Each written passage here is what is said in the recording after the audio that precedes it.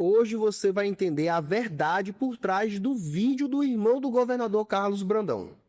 No último final de semana, o vídeo do irmão do governador Carlos Brandão deu o que falar e não é para menos. No vídeo, ele antecipa o rompimento com os dinistas, que logo depois foi confirmado pelo governador, e também faz duras críticas e graves acusações contra o ministro Flávio Dino. E além disso, Marcos Brandão não é um maranhense qualquer. Além de ser irmão do governador, ele é um dos grandes imperadores do agro aqui no Maranhão, com milhares e milhares de hectares de terras espalhadas por aí. Na política, ele é o presidente do MDB e hoje é considerado um dos grandes chefões da grande estrutura de poder que o governador Brandão montou ao seu redor. Na verdade, o Marcos Brandão é o segundo na linha sucessória de poder na família Brandão, tanto que é o filho dele que vai ser o candidato à sucessão do governador. E só não vai ser o próprio Marcos, porque a lei impede ele de ser candidato, já que ele é irmão do governador.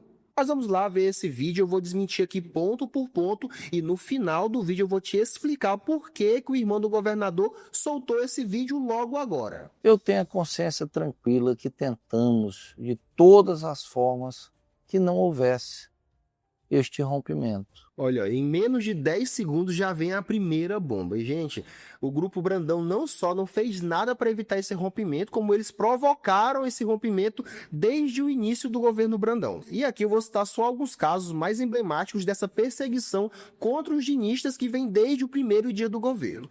O Otelino Neto, todo mundo sabe que ele era um dos grandes aliados do Everton Rocha. E aí ele foi lá e declarou apoio ao governador Brandão ainda no período pré-eleitoral. E a condição que ele apresentou para o governador era de ser mantido na presidência da Assembleia. E ele, inclusive, já tinha o apoio da maioria dos deputados governistas. Só que aí, depois de eleito, o Brandão passou por cima do acordo e quis indicar um nome próprio contra a vontade dos deputados da base. E aí indicou a Iracema Vale como candidata dele. Depois disso, ele perseguiu tanto, tornou tão inviável a atuação do Felipe Nasceduc, que ele acabou sendo exonerado da pasta, inclusive uma pasta que ele fez história. Foram mais de 1000 obras entregues na educação na gestão do Felipe Camarão. E aí, para completar, veio a notícia que o governador não ia cumprir o acordo que fez com o Lula e com o Flávio Dino e não ia indicar o Felipe Camarão como seu sucessor. Para piorar, ele ia indicar um sobrinho como candidato, muito parecido com o que a família Sarney fez durante os últimos 50 anos. Mas vamos continuar com o vídeo. Inclusive, eu acho que o Felipe deveria ter tido uma postura de dizer: vocês estão me prejudicando por essa questão essa coisa pessoal contra o Brandão, essa revolta, esse instinto de perseguição. Mas, infelizmente, ele não teve voz altiva para controlar este grupo. Olha, se tem uma coisa que o Grupo Brandão não pode reclamar é da lealdade do Felipe Camarão. Foi exonerado da SEDUC, teve seu grupo mais próximo perseguido e mesmo assim, até o dia desse, ele colocava a candidatura dele sujeita à vontade do Brandão, dizendo que queria ser o candidato do Brandão, que era o Brandão que ia decidir. Chegou inclusive a comprar a briga com os próprios aliados e disse que quem era oposição ao Brandão também era oposição a ele. Isso no auge dos embates entre dinistas e brandonistas. O Felipe nunca antecipou a candidatura dele, nunca disse que ia ser candidato de todo jeito, independente do Brandão. Isso só veio acontecer agora, recentemente, depois das várias traições que o Grupo Brandão fez contra o Felipe Camarão. E por outro lado, o Felipe tinha sim que sair e construir uma imagem dele, uma imagem própria, porque senão ele ia ficar dependendo do governador, assim como foi com o Brandão, gente. O Brandão ficou totalmente dependente do Flávio Dino. Ou alguém tem coragem aqui de afirmar que o Brandão seria eleito sem o apoio do Flávio Dino? Por exemplo, você acha que o Brandão seria governador hoje se o Flávio Dino tivesse apoiado o Everton? E hoje, graças a essa mobilização do Felipe, ele se mostrou que consegue sim disputar o governo do estado mesmo sem o apoio do governador. E aí ele diz ainda que o Felipe não controlou o próprio grupo, não teve voz altiva. Mas o que o Felipe podia fazer? O grupo que ajudou a eleger o Brandão foi perseguido, foi humilhado publicamente, perdeu espaço dentro do governo, perdeu espaço no interior, os prefeitos aliados foram perseguidos também. Era para esse grupo fazer o quê? Ficar elogiando o governador? E vamos ser honestos, tinha um grupo atacando, hostilizando o Felipe Camarão e tinha um outro grupo defendendo o nome dele. De qual lado ele deveria ficar? E aí, para completar, o irmão do governador fala até em perseguição, que estão perseguindo ele e o irmão dele. Eu te pergunto, como é que um grupo de políticos que tem minoria na Assembleia, minoria na bancada federal, minoria de prefeito, não tem controle do judiciário no Maranhão e mesmo assim consegue perseguir o grupo do governador? Os Brandões têm que decidir, ou é um grupinho de deputados zangado porque não tem cargo, ou é um grupo de políticos que bota medo no governador e até nos coronéis. E, no decorrer dessas ameaças, onde chegam, só fala em prisão do Marcos, prisão do Carlos Brandão, uma família que durante toda a vida não tem um problema jurídico durante todo esse tempo.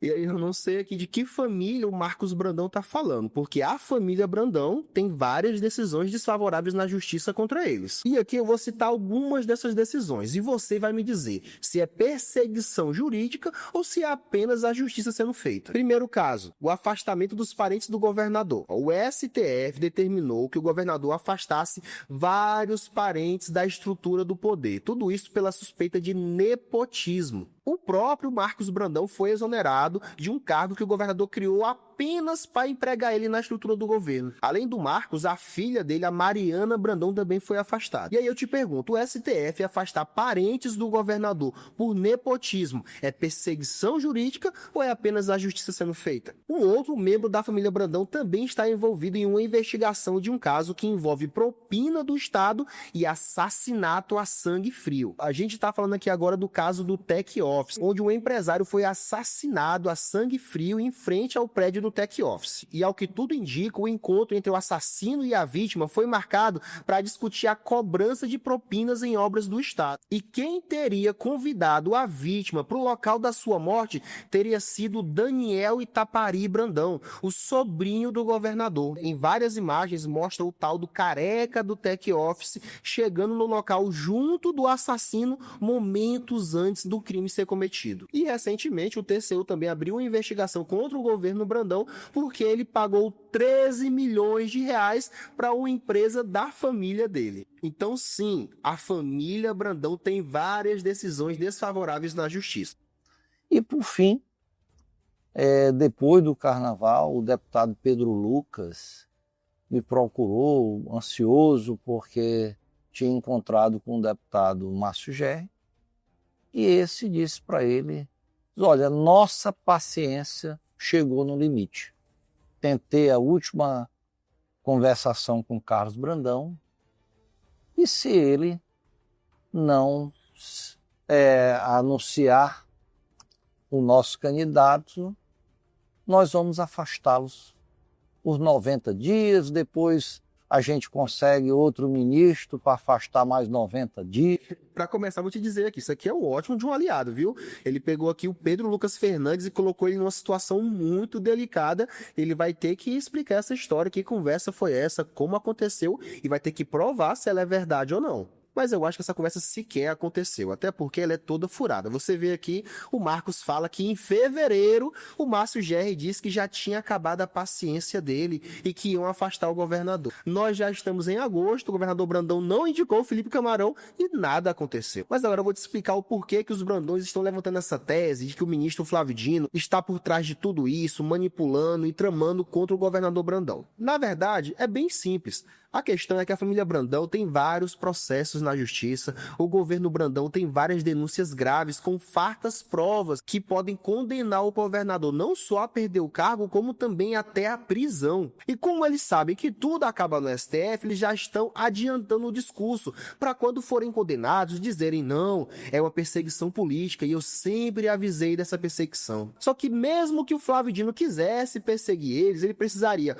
ou que eles cometessem algum crime ou que tivesse maioria no STF contra eles. Então, se o Carlos Brandão e o Marcos Brandão não cometeram crime nenhum, não tem por que ter medo. Mas Pedro Lucas, como é que afasta um governador sem nada concreto? Um governador que está com quase 65% de aprovação E aqui só mais um detalhe, o irmão do governador se questiona, como é que vão afastar um governador que tem 60% de aprovação? Parece que ele não entende bem como funciona a lei, mas deixa eu explicar aqui. Quando você comete um crime e é descoberto, você é julgado e condenado, independente da sua popularidade. Tá aí o Bolsonaro para provar, o segundo político mais popular do Brasil, pagando pelos crimes que cometeu. E a família Brandão, que gosta tanto do Bolsonaro, já deveria ter percebido isso. Confesso que até reunimos e olhamos, rapaz, o Carlos Brandão fez um projeto de ser senador, o Orleans fez um projeto de ser deputado federal. Vamos tentar mais uma vez, mesmo sobre ameaças, sobre coações. Aqui vem mais uma contradição. E aí eu não sei quem está mentindo, mas alguém está mentindo nessa história. Porque há pouco tempo atrás, o Rubens Pereira, o secretário de articulação política do Brandão, disse que essa crise começou porque o grupo dinista não aceitou o nome do Orleans como vice do Camarão. E agora o Marcos está dizendo que o projeto sempre foi o Orleans ser deputado federal. E aí, ele ia ser vice ou ia ser federal? Bom, um dos dois está mentindo nessa história, ou então até os dois. E a ideia sempre foi colocar um Brandão para substituir o Carlos Brandão. Do Felipe assumir na viagem internacional do Carlos, o Felipe me ligou, estava muito apavorado aí com um processo da Mical que ele denunciou como fake news e denunciou para que apurassem, e ele mesmo agora, após ser comprovado que era verdadeiro o diálogo dele, 4.700 mensagens com um blogueiro, é assim, uma pessoa que, segundo ele, revelou coisas íntimas entre eles dois. Agora aqui, como você vê, ele tenta usar o caso da deputada Mical para constranger e atacar o Felipe Camarão. Só que aí, logo depois desse vídeo sair, a justiça anulou o processo contra o Felipe Camarão, apontando inclusive que aquele laudo da Polícia Civil era manipulado. Tudo isso para prejudicar o Camarão. Então, olha a gravidade do caso, onde o governo envolve até a Polícia Civil para prejudicar um opositor. Então, isso só prova que aquilo tudo foi apenas uma ação para tentar minar a popularidade do Felipe Camarão, especialmente entre as mulheres. Mas agora a gente vê que não passava de uma farsa e vamos esperar que a justiça seja feita. Mas aqui a gente vê mais um argumento do Marcos Brandão que a própria realidade trata de desmentir. Adivinho, a transferência de um preso antes do ministro mandar que seja transferido. Então, por isso que foi minha preocupação. Nós não estamos lidando com uma briga normal, com uma delação normal, com denúncias normais. Nós estamos lidando com pessoas que plantam provas falsas e levam um homicida, confesso, para fazer uma delação. Então, eu me senti na obrigação de tornar isto público. E aí, para finalizar o vídeo, o irmão do governador trata sobre o caso do Tech Office de novo. Quando ele fala aqui dessa questão da delação, é porque o assassino lá do Tech Office, ele foi transferido para São Paulo em uma delação premiada. E para completar, fontes dos bastidores indicam que o Daniel Brandão foi chamado a prestar depoimento lá em Brasília nessa semana. E ao que tudo indica, essa foi a principal motivação do irmão do governador gravar esse vídeo.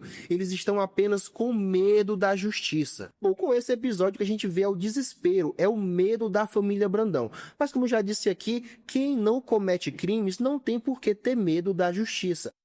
E aqui no canal Política do Maranhão você vai ficar por dentro de tudo que vem acontecendo aqui na nossa política. Então, para ajudar o nosso canal a continuar crescendo e fazer com que os nossos vídeos cheguem cada vez mais longe, basta você apertar 2 botões: curtindo o nosso vídeo e se inscrevendo no nosso canal. Porque quando você curte o nosso vídeo, o próprio YouTube faz com que ele chegue em mais pessoas. Então, para compartilhar o nosso vídeo, nem precisa copiar o link ou mandar para ninguém. Basta deixar sua curtida aqui embaixo. Meu muito obrigado e até a próxima.